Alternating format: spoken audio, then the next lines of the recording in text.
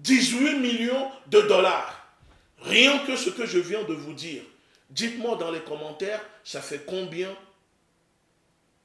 que le Mali a reçu et combien le Mali doit rembourser. Alors maintenant, pour ceux qui ne comprennent pas pourquoi je suis en colère, si vous ne comprenez toujours pas que c'est à cause de ces prêts empoisonnés, c'est à cause de ces crédits, de ces institutions de Bretton Woods, de la Banque mondiale, du FMI, c'est ça qui fait que nos gouvernements, nos dirigeants, même avec la volonté qu'ils ont, au lieu de mettre en place une politique souveraine qui profite aux populations, au lieu de mettre en place une politique sociale pour que les populations puissent en bénéficier, c'est à cause de ces prêts qui poussent nos dirigeants à mettre en place des politiques libérales, ultralibérales, capitalistes, pour servir les intérêts des mondialistes, pour servir l'agenda des mondialistes et surtout renflouer les caisses des usuriers internationaux, de ces marchands de la monnaie et de la dette.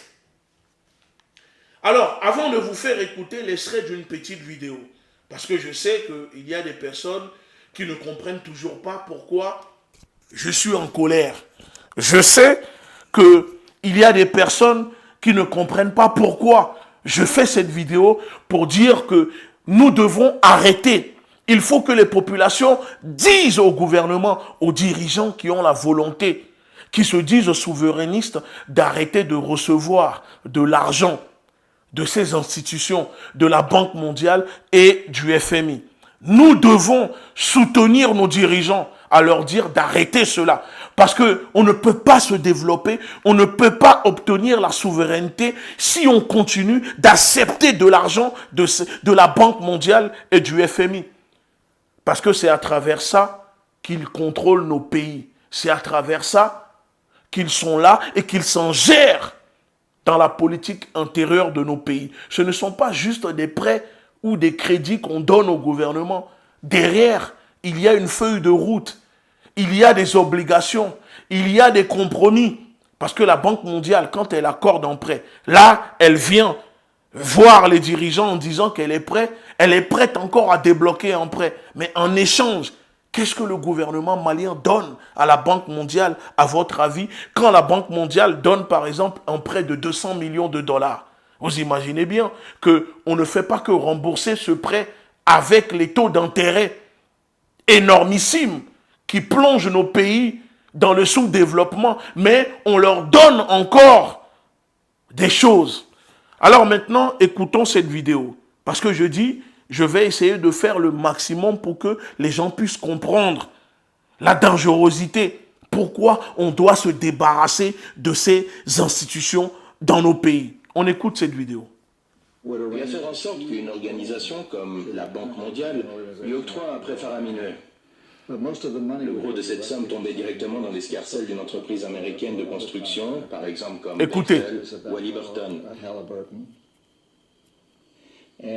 Cette dernière se chargeait alors de mettre en œuvre dans le dit pays du tiers-monde des projets de construction colossaux, comme des centrales électriques, des parcs industriels ou des ports. Une fois que Chestyman avait signé un contrat avec le gouvernement, mon travail consistait à surévaluer les besoins, afin que le prêt soit aussi substantiel que possible. En gros, voilà comment ça marchait. J'ai demandé au chauffeur de... Avant de continuer, je remets encore la vidéo pour qu'on écoute ensemble. Vous avez compris comment les usuriers, les marchands de la dette et de la monnaie fonctionnent? Ils viennent faire des prêts et imposent au gouvernement de ces pays sous-développés que ce sont leurs entreprises qui seront chargées de réaliser ce dont les pays ont besoin. Ce qui veut dire, en gros, quand la Banque mondiale donne 200 millions de dollars au Mali ou donne 157 millions de dollars au gouvernement malien, que le gouvernement malien doit rembourser, soi-disant pour développer l'accès à l'électricité, le gouvernement malien n'a pas le droit d'aller chercher des entreprises en Russie, en Chine, des entreprises dans un autre pays que eux-mêmes ont décidé. Non, non, non, non. Les 157 millions de dollars vont retourner directement dans les caisses des États-Unis. C'est-à-dire, le FMI débloque un prêt au Mali. D'accord? Eh chérie, donne-moi une feuille et un stylo, s'il te plaît. Le gouvernement malien reçoit un prêt du FMI ou de la Banque mondiale. Mais le gouvernement malien n'est pas libre de décider avec quelle entreprise elle veut travailler. Le gouvernement malien ne peut pas décider d'aller vers une entreprise russe ou chinoise pour demander à ce que l'entreprise puisse l'aider à construire un parc solaire, par exemple, ou, je ne sais pas, énergétique. Alors, regardez, vous allez comprendre la gravité. Banque mondiale. On met Banque mondiale. OK? Ça, c'est la Banque mondiale. OK? Ici, je mets GM, gouvernement malien. Ici, Banque mondiale. Vous voyez? Ça, c'est la Banque mondiale. Ici, c'est le gouvernement malien. Ici, je mets entreprise AEA, c'est-à-dire entreprise. Ici, je mets EA, entreprise américaine. Et en bas, je mets ici Banque A, Banque américaine. Alors, ici, la Banque mondiale. Ici, le gouvernement malien. Ici, vous voyez ou pas, entreprise américaine. Et en bas, banque américaine. Alors, regardez. Je vous mets maintenant une flèche. Et vous allez comprendre tout le système qui découle de ce que je suis en train de dénoncer. Voilà, regardez. Alors, quand vous regardez la flèche, ici, la Banque mondiale débloque un crédit de 157 millions d'euros au gouvernement malien pour l'aider à renforcer directement, soi-disant, son parc énergétique pour régler le problème d'électricité au Mali. Le gouvernement malien reçoit l'argent, non pas directement dans sa poche, mais IDA. Voilà, attendez. Le gouvernement malien reçoit l'argent qui rentre directement dans les poches de l'association IDA. Regardez, le gouvernement malien reçoit l'argent, mais l'argent de la Banque mondiale va dans les poches et dans les caisses de IDA. D'accord? Association internationale de développement. Et c'est quoi cette association internationale de développement? Ensuite, cette association internationale de développement, IDA, embauche des sociétés directement liées à l'État américain, EA, État américain. Ensuite, l'État américain qui reçoit l'argent de cette association que la Banque mondiale est censée débloquer au gouvernement malien. Donc, normalement, l'argent devrait aller dans les caisses du gouvernement malien. Mais non, l'argent part dans les caisses de l'association IDA. IDA ensuite fait appel à des prestataires, à des sociétés auprès du gouvernement américain. Le gouvernement américain reçoit maintenant l'argent qu'ils ont validé de la Banque mondiale pour faire un prêt au gouvernement malien et l'argent retourne directement dans les banques américaines. En gros, les États-Unis débloquent par la Banque mondiale des prêts au gouvernement malien avec des taux d'intérêt qui plongent le Mali dans le surendettement.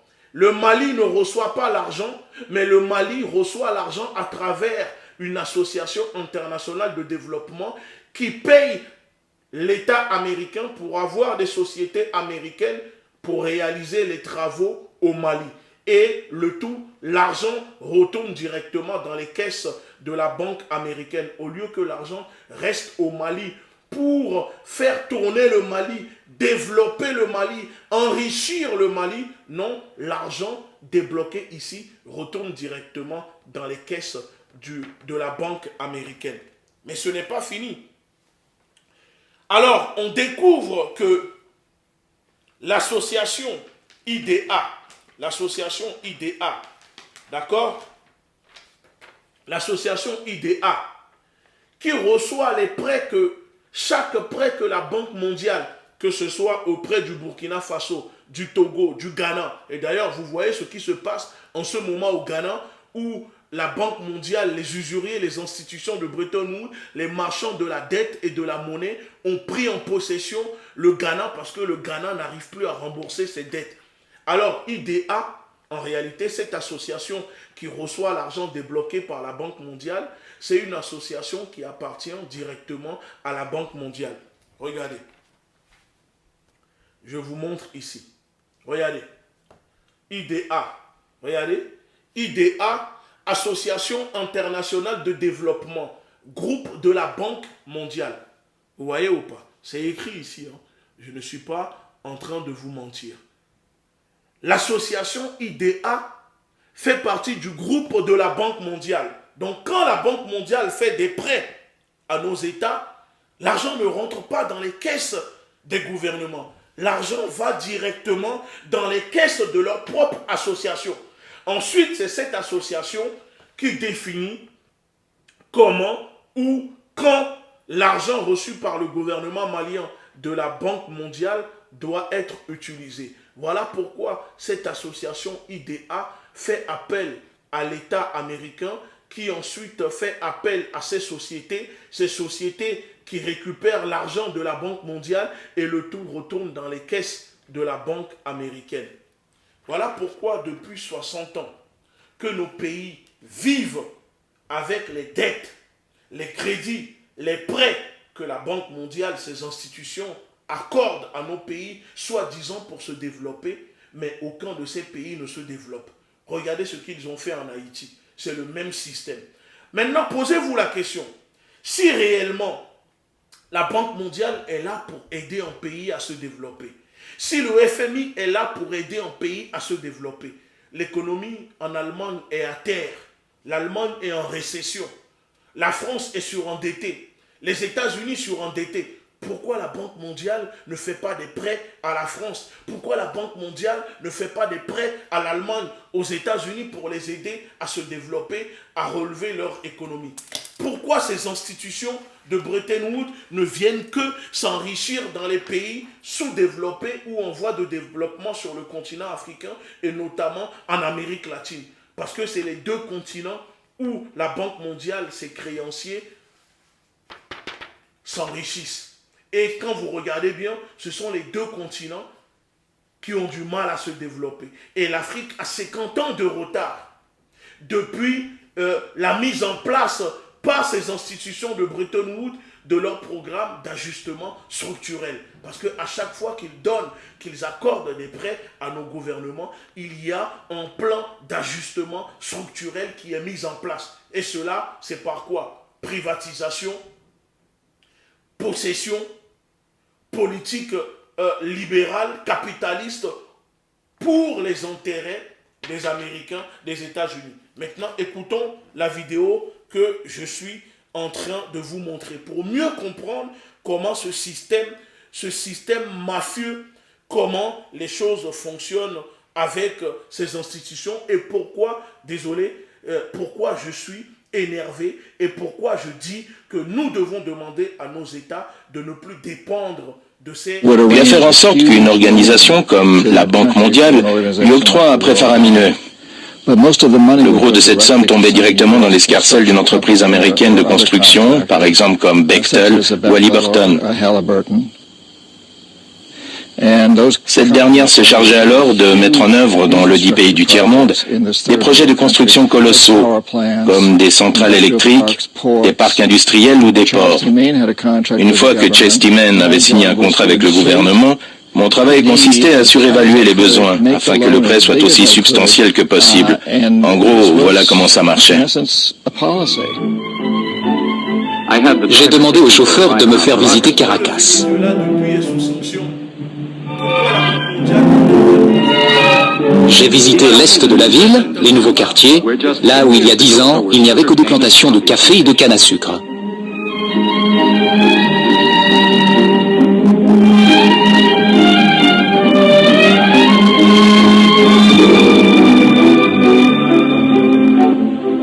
Certains quartiers résidentiels sont plutôt futuristes.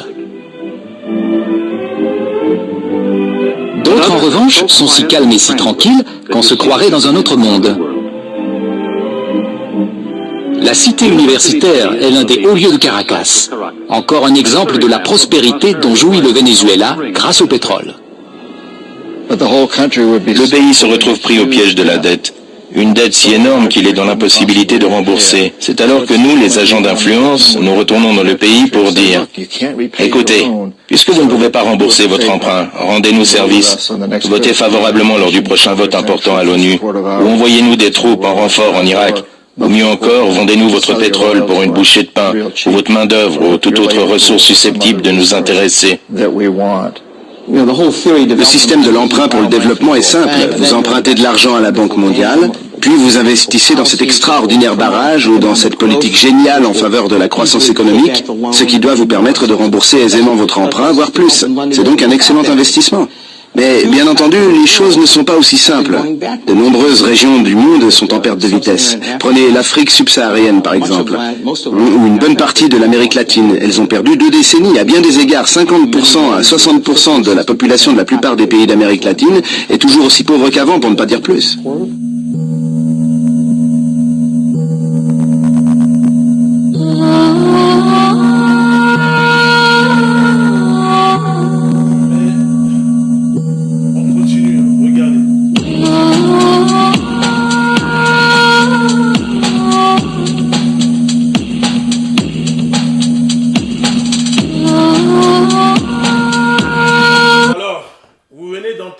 Ce que vous venez d'entendre, n'est-ce pas, c'est édifiant, c'est criminel. L'extrait de cette vidéo que je suis en train de vous mettre, le lien sera disponible dans la description sur YouTube, dans la vidéo. Il y aura le lien, vous allez cliquer pour regarder. Ceux qui veulent comprendre comment fonctionne ce système, comment fonctionne la Banque mondiale, ces usuriers. Parce que vous savez, avant, la France, l'Angleterre, les États-Unis envoyaient des créanciers, des personnes pour aller récupérer les dettes auprès des pays colonisés, en sous-développement. Maintenant, elle n'envoie plus des personnes. Elle envoie directement la Banque mondiale, le FMI.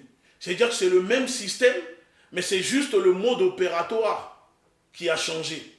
C'est pour ça que je dis que Thomas Sankara avait refusé. On a vu ce qui s'est passé, ils l'ont assassiné. En Amérique latine, des dirigeants ont été assassinés parce qu'ils ont refusé d'accepter la corruption, les pots de vin de la Banque mondiale, de ces personnes qui veulent les acheter pour leur permettre de vendre leur pays.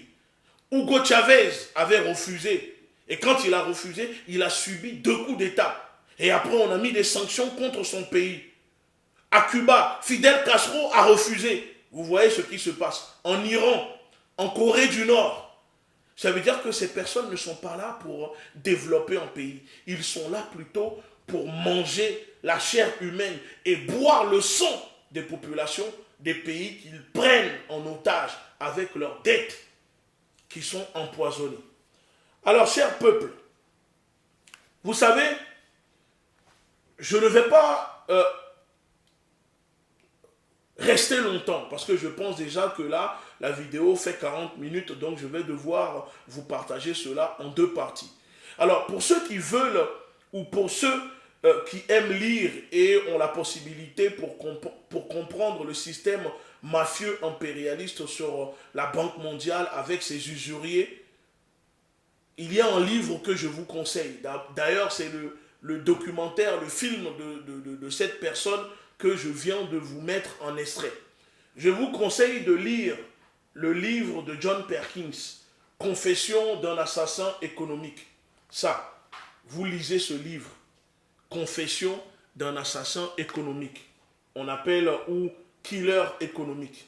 Vous lisez le livre de John Perkins, ce livre, Confession d'un assassin économique, et vous allez comprendre beaucoup de choses.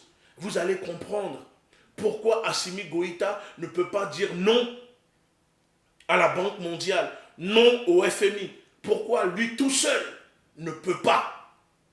Même s'il a la volonté, mais pourquoi il continue de recevoir la Banque mondiale dans son palais? Pourquoi il continue de recevoir le FMI, ses prêts, ses crédits au Mali?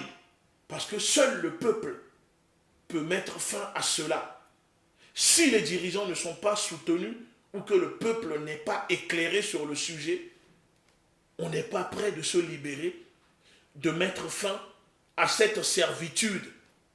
Et je finis en disant, comment pensez-vous qu'on peut développer nos pays en acceptant des prêts, des crédits qu'on nous impose, que la Banque mondiale, le FMI nous impose? Quand on reçoit ces prêts, cela passe encore par le trésor public français, puisque nous avons le franc CFA. Comment on peut se développer avec le franc CFA? Comment on peut se développer puisque tous les comptes d'opération passent par le trésor public et la Banque de France? Sans parler des problèmes de corruption qui existent dans nos pays, parce qu'ils le savent très bien que quand ils accordent des crédits à nos pays, 95% de la somme est détournée. Détournée par les corrompus, les fonctionnaires.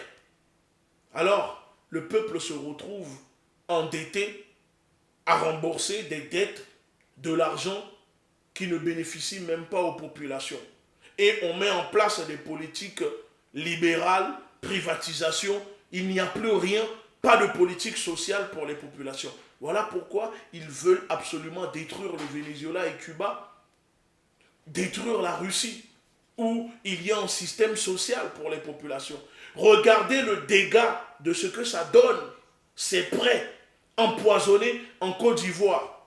Vous voyez comment Ado est obligé de chasser les populations, privatiser les services, privatiser les institutions, privatiser les rivières, privatiser la santé, privatiser les richesses, chasser les populations pour vendre ces terres aux usuriers, aux créanciers qui viennent prendre possession de la Côte d'Ivoire.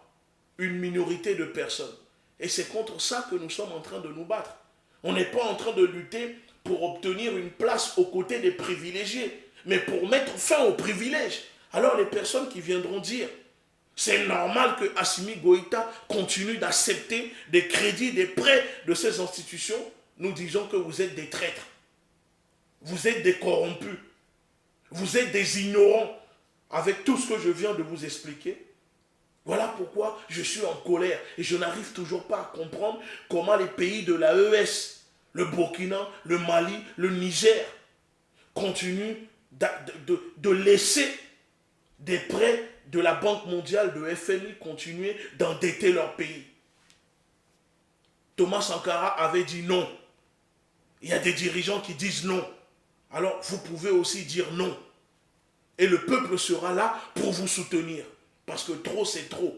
On ne veut plus de ces chaînes, de ces dettes que nous devons rembourser nos enfants, nos arrière-enfants, alors qu'on ne bénéficie même pas 60 ans. Et je finis en disant, n'oubliez pas que c'est la Banque mondiale qui a assassiné Modibo Keïta. C'est la Banque mondiale qui a assassiné Thomas Sankara. C'est la Banque mondiale qui est responsable du terrorisme qui touche le Mali. Parce que les propriétaires de la Banque mondiale, ce sont eux qui dirigent tout ce que vous subissez. Quand Kadhafi était en vie, Kadhafi prêtait de l'argent aux pays africains sans taux d'intérêt.